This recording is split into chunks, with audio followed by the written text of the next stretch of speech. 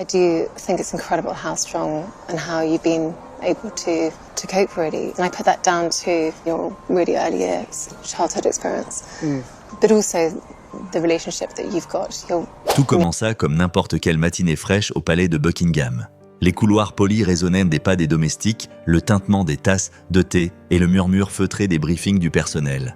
Mais en quelques instants, la routine bascula dans le chaos. Le roi Charles, en pleine réunion privée avec ses principaux collaborateurs, s'immobilisa brusquement.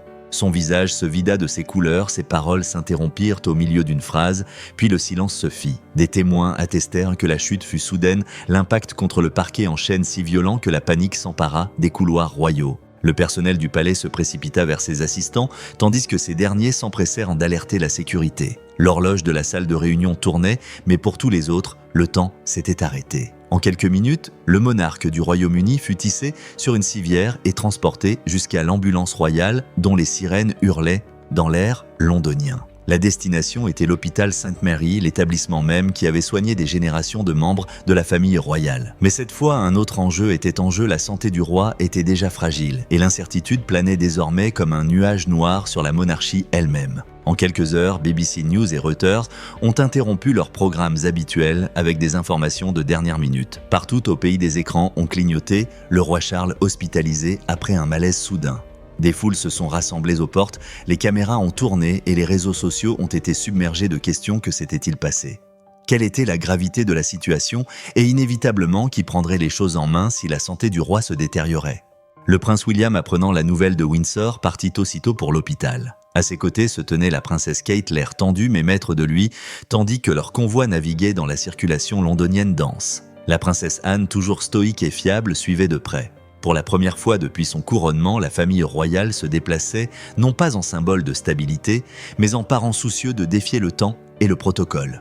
La confusion et l'anxiété emplissaient l'atmosphère du palais. Des courtisans de haut rang murmuraient à quel point le roi avait semblé fragile ces derniers mois. Selon The Guardian, des sources proches de la famille royale suggéraient que sa charge de travail et ses déplacements incessants avaient pesé lourd. Les récentes rencontres du monarque avec des dirigeants mondiaux, dont le président américain Donald Trump, et des représentants de l'Union européenne avaient mis son endurance à rude épreuve. Les médecins lui avaient conseillé du repos, mais le sens du devoir, comme souvent avec la couronne, avait éclipsé sa santé. Pendant ce temps, tandis que William et Anne se précipitaient vers l'hôpital, une autre personne était déjà arrivée. La reine Camilla, calmement et délibérément sortie de sa limousine avant même que la presse ne se rende compte de sa présence. Vêtue d'un ton sombre, elle entra dans l'hôpital avec son équipe de sécurité, passant devant les caméras qui l'attendaient. Son attitude était calme, son visage impénétrable, un masque affiné par des années de vie au palais. Dans les couloirs de Sainte-Marie, Camilla s'empressa de prendre le contrôle. Elle déclara que personne hormis le personnel médical ne devait pénétrer dans la chambre du roi sans sa permission. À leur arrivée à l'hôpital, Guillaume et Anne furent exclus des soins intensifs. Ils expliquèrent leur décision par nécessité médicale, mais tous deux savaient pertinemment que c'était l'ordre de Camilla. Le personnel de l'hôpital hésitait inquiet face à l'escalade du conflit au sein de la famille royale. La frustration de William était visible. Le silence d'Anne pesait lourd. « Nous ne sommes pas des visiteurs », aurait déclaré William selon une source proche du palais citée par le Times. « Nous sommes ses enfants. » Mais même cet attrait était bien pâle face à l'autorité de Camilla en tant qu'épouse du roi. Dehors, les caméras continuaient de tourner. Camilla émergea rapidement pour s'adresser à la presse, la voix tremblante juste assez pour paraître sincère. « Le roi reçoit les meilleurs soins possibles », dit-elle en joignant les mains. Nous espérons son rétablissement. Aux yeux de millions de téléspectateurs du monde entier, elle ressemblait parfaitement à une reine consort dévouée calme sous la pression digne dans la crise. Mais au sein de la famille, sa prestation sonnait creux. À mesure que le jour déclinait, la tension montait. William arpentait le hall de l'hôpital entouré d'assistants, se sentant de plus en plus impuissant. Anne parlait doucement aux médecins essayant de recueillir des informations, mais chaque réponse passait par Camilla. Même les plus grands médecins royaux se laissaient guider par elle. C'était comme si la maladie du roi lui avait offert la monarchie sur un plateau d'argent, et qu'elle ne voulait pas la lâcher. Le chaos s'est installé dans les coulisses du bureau des communications royales. Les équipes de presse ont reçu pour instruction de ne publier que les déclarations approuvées par la secrétaire de Camilla. Des images diffusées aux médias la montraient assise au chevet de Charles, lui tenant la main, la tête penchée avec inquiétude. Les photos ont immédiatement circulé et ont fait la une des journaux de Sky News au Daily Mail.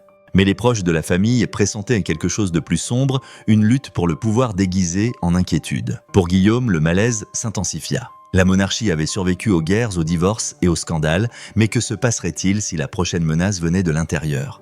Pendant ce temps, des rumeurs circulaient parmi le personnel du palais suggérant que le calme de Camilla relevait davantage d'une stratégie que d'une sincérité sincère. Certains affirmaient qu'elle organisait déjà des réunions avec ses conseillers de haut rang et envisageait même d'éventuels ajustements à ses fonctions officielles, au cas où le roi resterait dans l'incapacité de le faire. D'autres pensèrent qu'elle se préparait à assumer un rôle public plus important, se préparant peut-être même à la régente.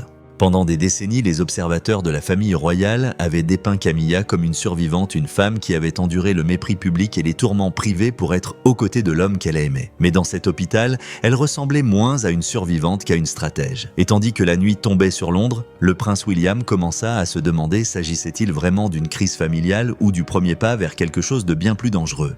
La question persistait alors que les caméras continuaient de flasher à l'extérieur et que la monarchie était une fois de plus au bord de l'incertitude. Au lever du soleil, l'hôpital, autrefois centre médical, s'était transformé en forteresse.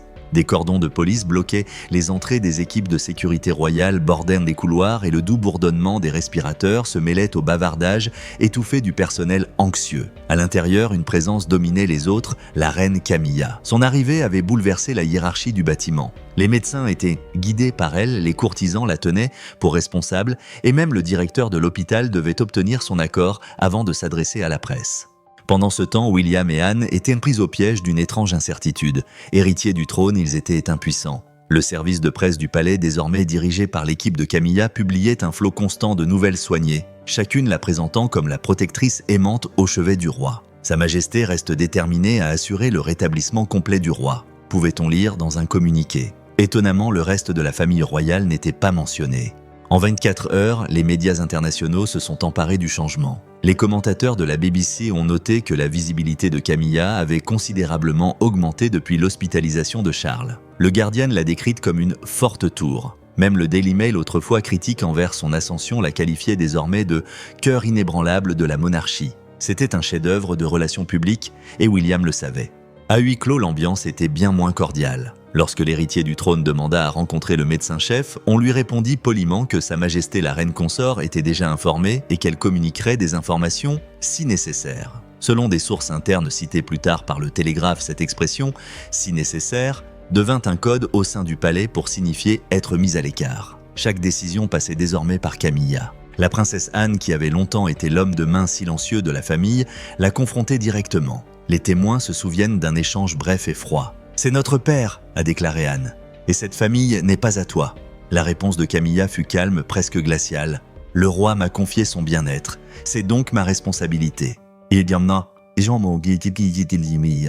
En public, Camilla continuait de jouer le rôle d'une épouse dévouée. Chaque matin, elle se présentait à l'entrée de l'hôpital, remerciant le public pour ses prières et assurant que Sa Majesté repose en paix. Son ton était doux, mais son regard, comme le remarquèrent les passants, était perçant, attentif et calculateur. Chaque geste de l'ajustement de son châle à la main jointe en signe de gratitude était délibéré. Pendant ce temps, les tensions entre le palais et la presse montaient. Les chaînes internationales, CNN, DW et Al Jazeera, spéculaient toutes sur l'état de santé réel du roi. Certaines sources murmuraient penser que son état de santé était plus grave que prévu, impliquant peut-être des complications multiviscérales. D'autres suggéraient que le retard dans les mises à jour témoignait d'un conflit royal interne. Les réseaux sociaux, toujours aussi implacables, fourmillaient de théories. Camilla tenait-elle William à distance? La monarchie était-elle confrontée à un nouveau scandale comparable à celui de Diana?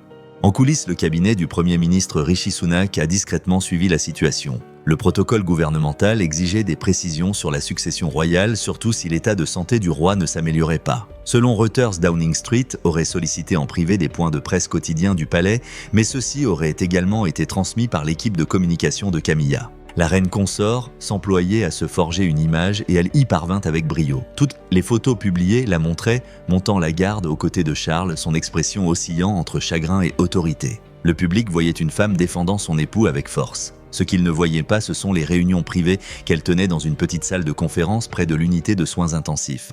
Là, entourée d'une poignée de fidèles collaborateurs, elle dictait le ton de chaque message public, scrutait la couverture médiatique et exigeait un contrôle sur les propos du personnel du palais. La frustration de William atteignit son paroxysme.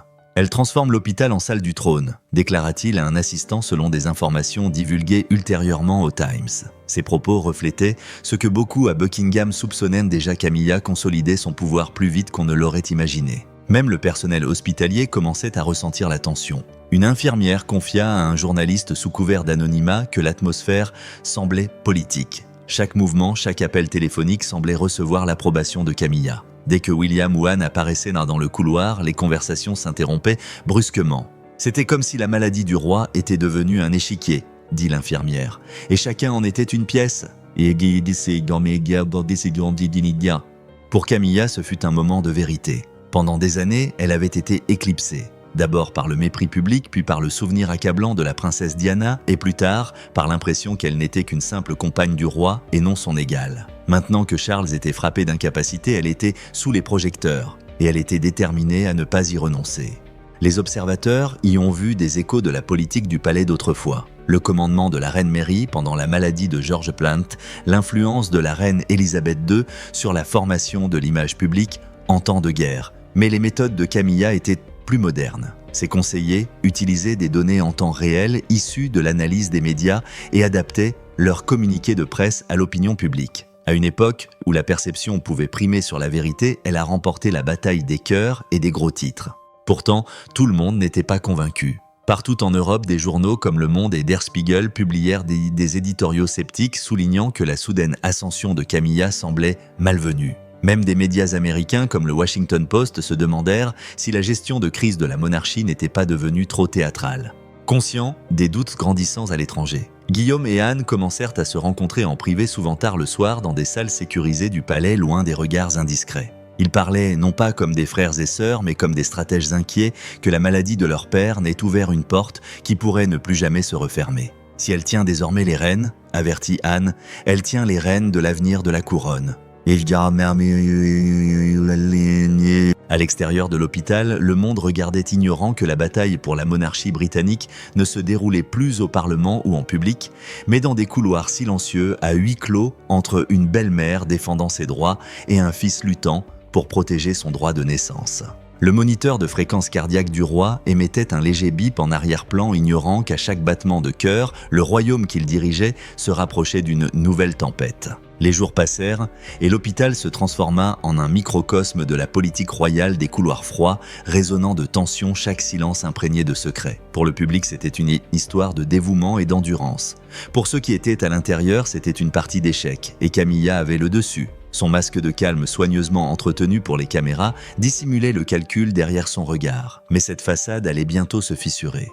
Tard dans la nuit, alors que l'hôpital se taisait et que les derniers journalistes s'étaient retirés, Camilla était assise seule dans la suite privée du roi. Le bourdonnement rythmique des machines emplissait l'air. Sur la table de chevet se trouvait un petit dossier portant le sceau royal des documents apportés du palais plus tôt dans la journée par un coursier de confiance.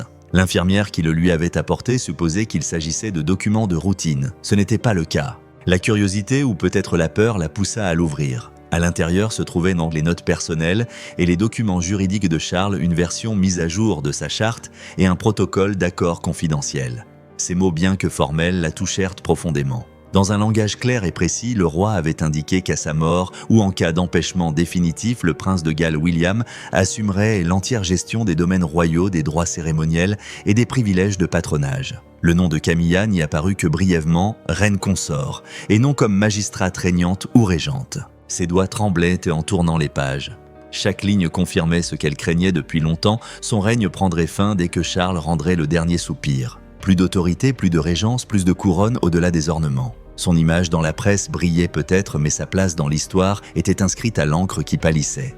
La colère couvait sous son air contrôlé. Des décennies de lutte, les années de mépris public après la mort de Diana, les gros titres incessants la présentant comme la maîtresse devenue reine, les années passées, à se battre pour être à nouveau acceptée, n'avaient servi à rien. Elle s'était frayé un chemin jusqu'au sommet pour finalement découvrir qu'elle ne gouvernerait jamais vraiment. Ce fut, comme l'a décrit plus tard un initié du palais aux Guardian, le moment où l'ambition s'est transformée en désespoir. Hors de la salle, le monde restait dans l'ignorance. Les commentateurs royaux débattaient du pronostic pour Charles. BBC News analysait les conséquences constitutionnelles potentielles d'un éventuel maintien de son incapacité. Les analystes politiques se demandaient si Trump, l'actuel président américain, enverrait un message officiel de soutien ou remettrait discrètement en question la stabilité du Royaume-Uni. Les journaux européens parlaient d'une monarchie en suspens. Dans la salle, le silence de Camilla se transformait en une attitude calculatrice. Si elle ne pouvait réécrire le testament, elle pouvait réécrire l'histoire. La monarchie avait toujours été autant une question de perception que de pouvoir, et elle comprenait la perception mieux que quiconque. La sympathie du public pouvait l'élever bien au-dessus de l'autorité légale. Tout ce dont elle avait besoin, c'était du temps et du contrôle. Dès lors, son comportement devint plus mesuré. Elle obligea les assistants personnels du roi à lui rendre compte directement et remplaça discrètement plusieurs de ses fidèles serviteurs par son propre personnel. L'accès à l'équipe médicale devint de plus en plus restreint. Les rapports destinés à Guillaume ou Anne étaient mystérieusement retardés. Lorsque le prince de Galles insista pour être tenu au courant immédiatement, les médecins s'excusèrent en invoquant des ordres de confidentialité.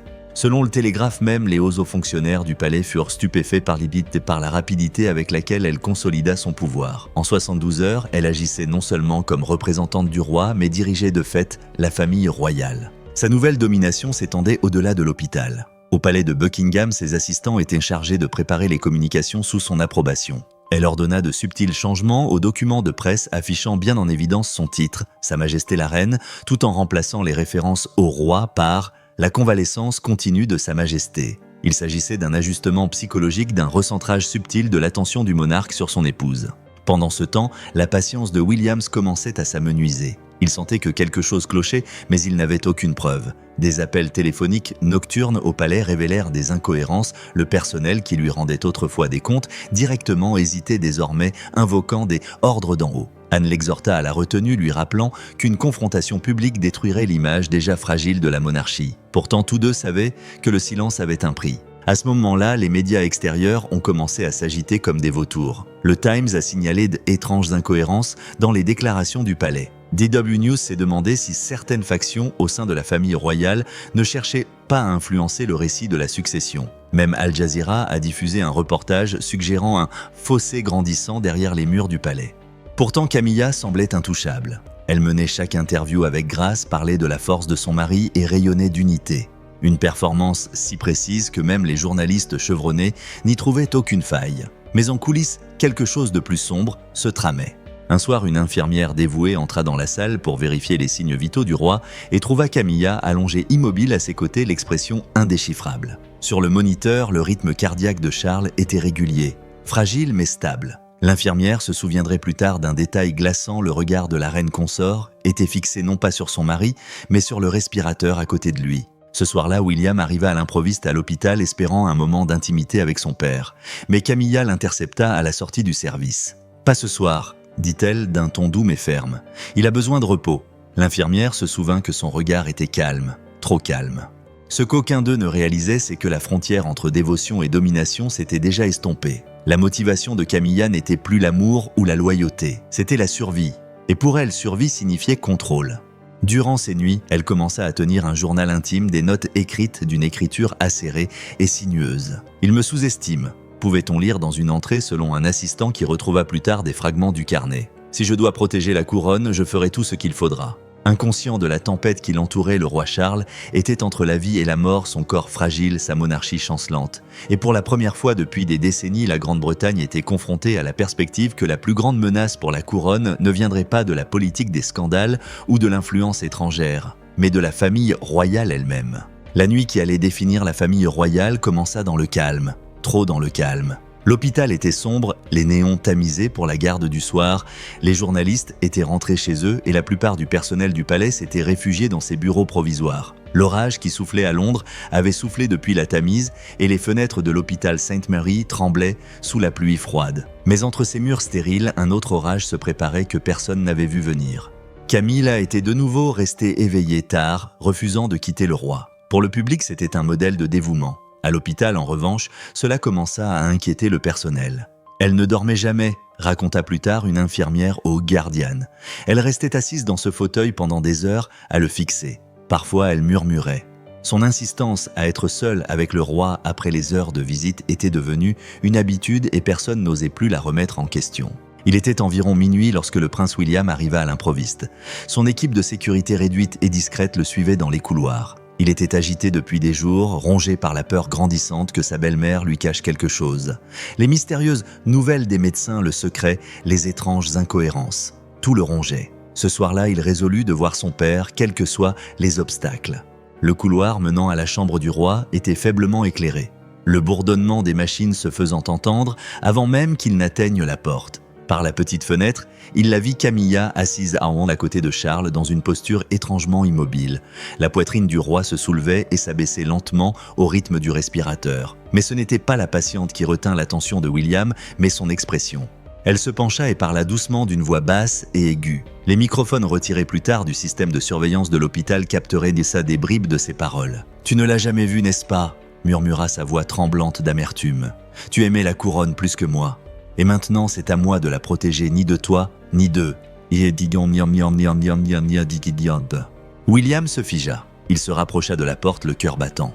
Depuis des années, il soupçonnait son ambition, mais l'entendre la ressentir dans sa voix était une toute autre histoire. Puis vint le moment où la peur se transforma en horreur. La main de Camilla glissa vers le tube respiratoire. Lentement et avec précaution, elle caressa le tuyau en plastique qui nourrissait le corps du roi dispensateur de vie. Sa voix s'éleva. « Tu as construit un trône qui n'a jamais été assez grand pour moi. Mais j'ai appris le pouvoir appartient à ceux qui s'en emparent. »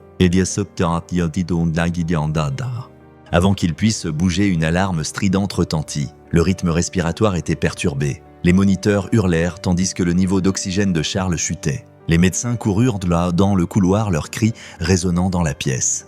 Code bleu. La porte s'ouvrit brusquement. Les infirmières se précipitèrent. Et elle était là, Camilla, soudain transformée en épouse endeuillée, criant à l'aide, serrant la main de son mari, le visage marqué par la peur. William resta figé dans l'embrasure de la porte, l'incrédulité le retenant. Il avait vu sa main sur le respirateur, entendu ses paroles, et maintenant il la regardait terrifié devant les caméras qui allaient bientôt arriver. L'instant était si surréaliste qu'il défiait la raison. En quelques secondes, l'équipe médicale stabilisa l'état du roi. Les alarmes s'arrêtèrent. Mais le mal, émotionnel, moral et politique, était déjà fait. La sécurité privée de l'hôpital arriva et exigea de savoir ce qui s'était passé. Camilla sanglota et répéta que la machine était tout simplement défectueuse. Sa performance fut impeccable, convaincante même le personnel expérimenté. William, tremblant de rage, tenta de parler, mais le médecin-chef l'interrompit. « S'il vous plaît, Votre Altesse royale, dit-il, nous devons maintenir l'ordre. » Le sous-entendu était clair, toute explosion serait perçue comme une ingérence. Au matin, l'histoire se répandait déjà. Le personnel hospitalier tenu au secret murmurait au sujet de la visite nocturne du prince et de l'alerte qui avait suivi. « Il était dehors quand c'est arrivé », a déclaré une infirmière au Daily Mirror.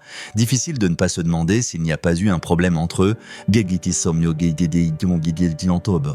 Camilla n'a rien dit publiquement. Elle n'en avait pas besoin. Son silence était stratégique et son chagrin était accablant. Les photos de ce matin-là, ses yeux rougis, ses mains serrées à sa sortie du service, ont fait la une des journaux. Le Télégraphe l'a qualifié de « symbole de grâce sous pression ». BBC News a salué son sang-froid stoïque au milieu des conflits familiaux. Et sur les réseaux sociaux, un nouveau récit a commencé à prendre forme, le prince William s'emportant lors d'une visite à l'hôpital. Au palais, les conseillers se précipitèrent pour limiter les dégâts. La sympathie publique que Guillaume avait lentement mais sûrement cultivée s'évanouit du jour au lendemain. Même certains courtisans du roi commencèrent à murmurer des doutes. Le désespoir du prince avait-il provoqué une scène? Avait-il, dans son impatience, détruit des équipements vitaux? Personne n'osa lui parler directement, mais le soupçon persistait comme Camilla l'avait souhaité. En privé, William était rongé par la colère et l'incrédulité. Il repensait à ce moment précis, les paroles de la reine, sa main sur le respirateur, les alarmes. Mais chaque tentative d'aborder le sujet se heurtait à un mur de bureaucratie et de loyauté. Sans preuve, ces accusations n'étaient que spéculations. « Vous n'avez aucune preuve, seulement de l'émotion », avertit un conseiller. « Si vous les rendez publics, vous détruirez la monarchie. » Pour la première fois de sa vie, William comprit ce que signifiait être prisonnier de la cage dorée du devoir royal. Il ne pouvait l'accuser, il ne pouvait protéger son père, et il ne pouvait échapper au récit public qui le présentait comme l'héritier imprudent. Pendant ce temps, Camilla poursuivait sa prestation. Elle remercia publiquement l'équipe médicale, envoya des fleurs au personnel qui avait sauvé Sa Majesté, et fit circuler un communiqué soigneusement rédigé dans tout le palais. Le roi a eu une légère complication la nuit dernière. Grâce à une prise en charge médicale rapide, Sa Majesté se rétablit bien. La famille royale reste unie dans l'espoir et la confiance. C'était un mensonge enveloppé d'élégance, et le monde l'a cru. Mais Guillaume savait que ce n'était pas le cas. Derrière le rideau du calme, la reine consort avait franchi une ligne que personne dans l'histoire moderne de la monarchie n'avait osé aborder. Il en avait été témoin. Il ne pouvait le prouver, et il ne pouvait l'oublier. À cet instant, quelque chose se durcit en lui. Quoi qu'il arrive, quel qu'en soit le prix, il découvrirait la vérité. Car une chose était sûre, le royaume venait de survivre à un meurtre sans en avoir le nom. Et cette fois, c'est la couronne elle-même qui était la cible. Les jours passèrent après cette nuit inquiétante, mais pour le prince William, le sommeil devenait une épreuve. À chaque heure où son père restait inconscient, la douleur de l'impuissance et la pression du secret s'intensifiaient. Le palais avait qualifié l'incident de problème technique et le rapport officiel de l'hôpital Sainte Mary répétait la même chose. Mais William savait que ce n'était pas la vérité. Il avait perçu le venin dans les paroles de Camilla, le silence délibéré de sa main. Ce qui le hantait le plus n'était pas l'acte en lui-même, mais sa capacité parfaite à le dissimuler sous le poids de la compassion. Il ne pouvait pas la confronter publiquement. Sans preuve, cela aurait été perçu comme une calomnie. Un fils accusant l'épouse du roi au plus fort de sa vulnérabilité. La monarchie aurait pu s'effondrer sous une telle affirmation. Pourtant, l'image de la main de Camilla flottant près de l'éventail résonnait dans son esprit comme une malédiction. Anne remarqua son agitation. « On dirait que tu as vu un fantôme », murmura-t-elle un matin en lui offrant du thé. La voix de William se brisa. « Je crois avoir vu pire. » La seule solution était d'obtenir des preuves irréfutables. Selon des articles publiés ultérieurement par le Times et le Guardian, William aurait discrètement cherché de l'aide à l'hôpital. Quelques fidèles collaborateurs du roi conscients de son malaise auraient risqué leur emploi pour confirmer que l'unité de soins intensifs était surveillée par des caméras. Pourtant même, visionner ces images était quasiment impossible. L'équipe de Camilla avait déjà demandé à la sécurité de restreindre les enregistrements pour des raisons de confidentialité. C'était un signe supplémentaire qu'elle comprenait le danger de ses propres actions. Pourtant, William refusa de céder. Avec l'aide d'un technicien expérimenté et favorable à la cause royale, il organisa un examen discret des fichiers vidéo archivés. Il fallut des heures et heures de recherche sur des disques cryptés, mais finalement l'horodatage correspondit. Les images étaient granuleuses, mais suffisamment claires pour exprimer ce que les mots ne pouvaient pas dire. Camilla se tenait aux côtés du roi, les lèvres remuant dans une fureur silencieuse, la main frôlant le respirateur. Les techniciens ont figé l'image et l'ont visionnée. Le son faible mais audible l'a révélé murmurant les mêmes mots glaçants que William avait entendus. Le pouvoir appartient à ceux qui le prennent. Puis l'alarme du respirateur a retenti. L'équipe médicale s'est précipitée. La vérité autrefois invisible avait désormais un visage et il était capturé. Pendant un instant, Guillaume fixa simplement l'écran. Il se sentait injustifié, seulement vide. C'était la preuve qui pouvait sauver son père, mais c'était aussi celle qui briserait l'illusion d'unité de la monarchie.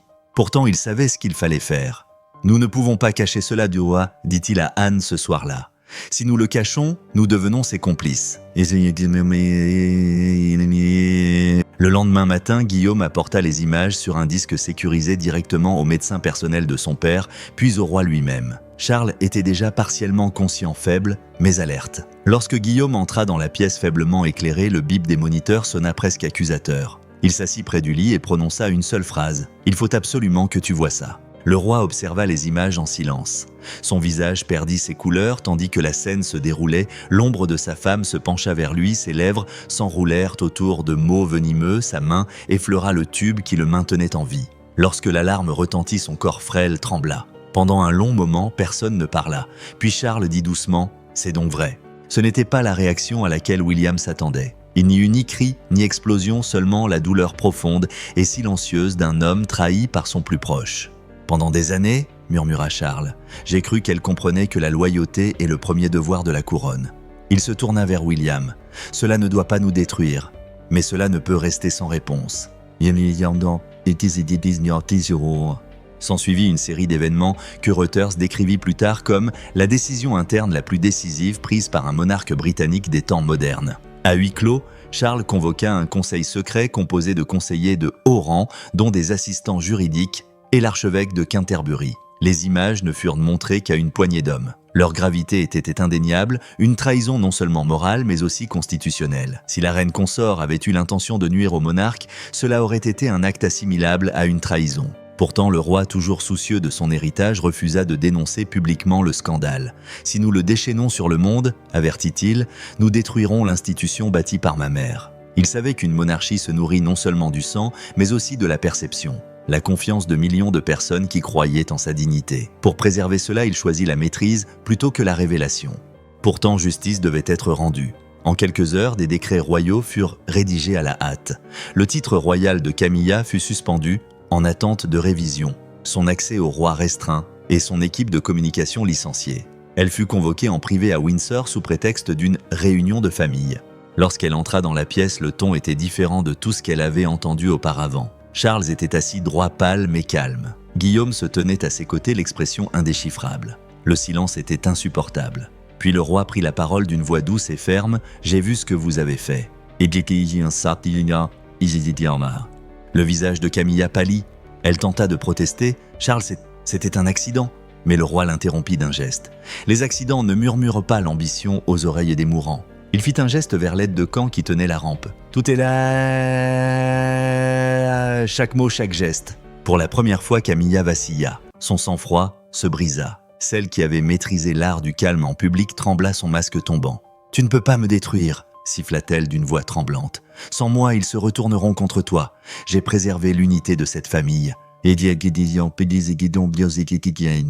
Mais le roi se contenta de secouer la tête. « Tu l'as déchiré. »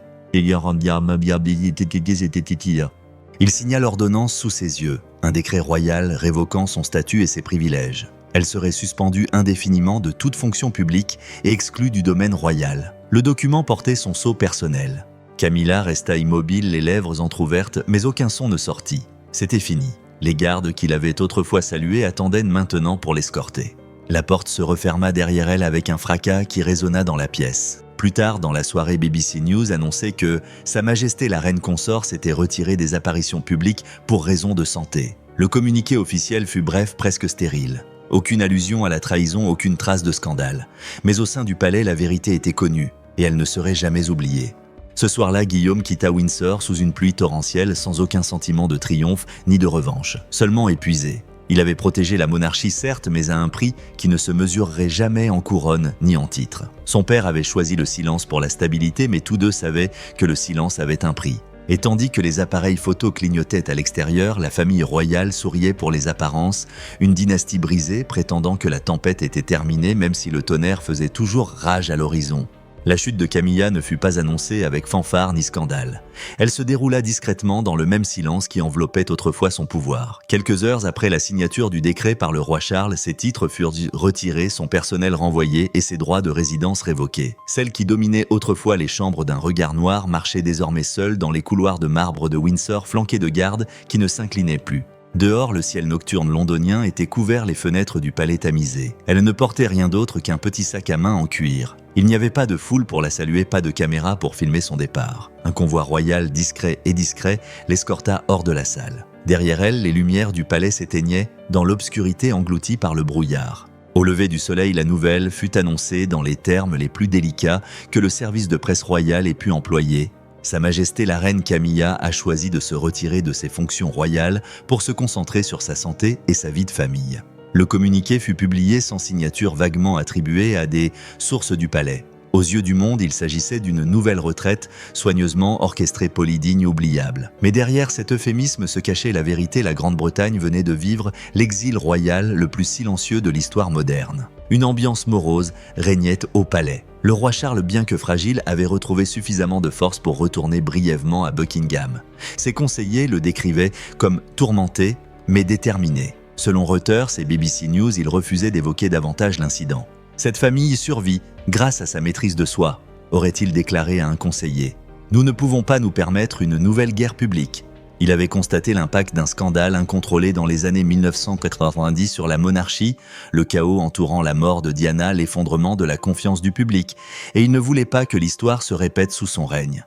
Mais même s'il rétablissait l'ordre, les rumeurs persistaient. De hauts responsables du Times notèrent que plusieurs courtisans de haut rang avaient discrètement démissionné par la suite, refusant de servir dans ce qu'ils décrivaient comme un palais des secrets. Derrière les portes dorées, les alliances changèrent. La présence sereine de la princesse Anne maintint la famille unie tandis que William commença à assumer des responsabilités plus visibles, acceptant discrètement des missions que son père ne pouvait plus assumer. La transition, bien que tacite, avait commencé. Pendant ce temps loin de Londres, Camilla fut conduite à Raymill House dans le Wiltshire, le domaine qu'elle avait chéri avant son accession au trône. La maison isolée et entourée d'hectares de terres anglaises humides était silencieuse, trop silencieuse. Il n'y avait pas de domestiques à la porte, pas de voitures officielles dans l'allée, que du silence.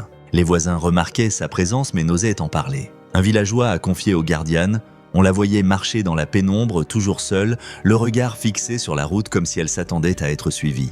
La grâce et l'assurance qui la caractérisaient autrefois avaient disparu. Même son allure autrefois majestueuse s'était adoucie, laissant place à la lassitude. Une femme accablée non seulement par la honte, mais aussi par la réflexion. Durant ses longues nuits, dans le Wiltshire, elle était livrée à ses pensées et à ses fantômes.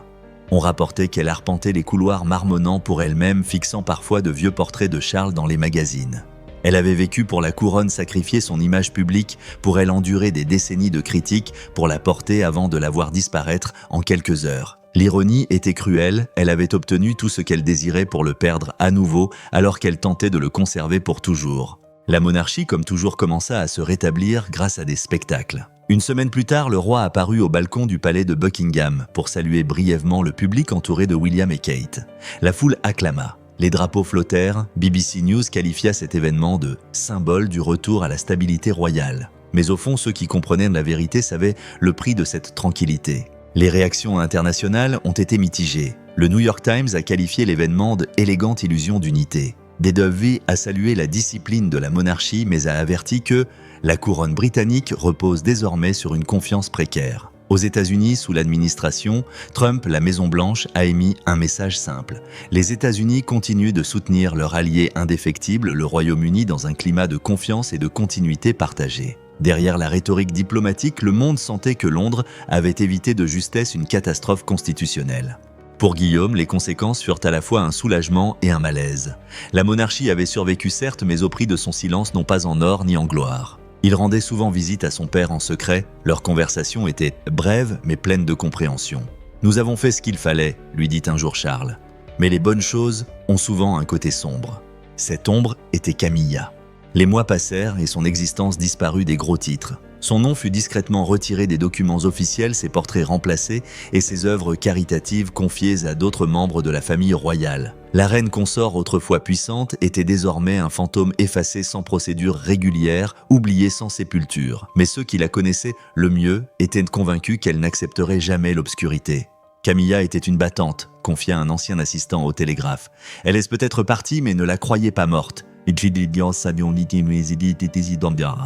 Dans le Wiltshire, des villageois racontaient que les lumières de son bureau restaient souvent allumées jusqu'au lever du soleil. Certains prétendaient qu'elle écrivait ses mémoires, d'autres pensaient qu'elle préparait une déclaration publique. La vérité demeure incertaine. Ce que l'on sait, c'est que son exil laissa un silence qui troubla le cercle intime de la monarchie, un silence empli de questions inachevées.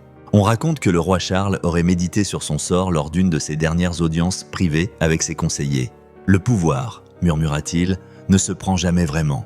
Il attend. Ces paroles reflétaient la leçon que l'histoire a enseignée maintes fois aux monarques. Les couronnes peuvent survivre au scandale, mais elles n'échappent jamais à leurs conséquences. Aujourd'hui, le récit officiel reste impeccable. Le roi rétablit la famille royale réunie et la couronne assurée. Pourtant, au sein du palais, l'écho de la trahison persiste. Ceux qui ont servi pendant la crise évoquent encore des nuits étranges, dossiers, clos images manquantes, conversations interrompues au milieu d'une phrase lorsqu'un nom erroné était mentionné. Camilla vit dans une retraite paisible. Celle que l'on appelait autrefois la reine consort est désormais un mythe, son héritage étant écrit en murmures. Peut-être rêve-t-elle encore du trône qui lui a glissé entre les doigts. Peut-être attend-elle que le monde l'ait oubliée avant de reprendre la parole. Mais la monarchie, bien que meurtrie, reste forte. Elle a traversé tempêtes, guerres et scandales. Et cette guerre civile invisible est devenue un nouveau chapitre de sa longue histoire.